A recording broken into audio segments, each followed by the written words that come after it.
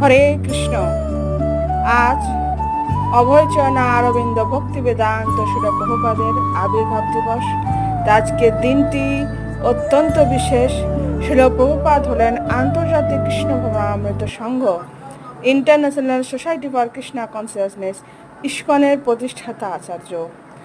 যদি প্রভুপাদ না হইতো তবে কেমন হইতো, কেমনে ধরিতাম এদে।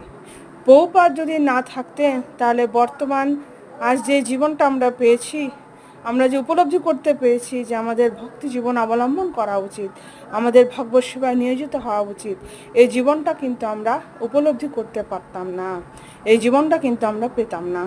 তাই আজ প্রভুপাদের কৃপায় প্রাচ্যের সাথে সাথে পাশ্চাত্যের দেশগুলিতেও তারা উপলব্ধি করতে পেরেছে আমাদের জীবনটা কেমনভাবে যাপন করা উচিত। তা যারা প্রভুপাদকে ভালোবাসেন অবশ্যই একটা কমেন্ট করবেন। জয় শ্রী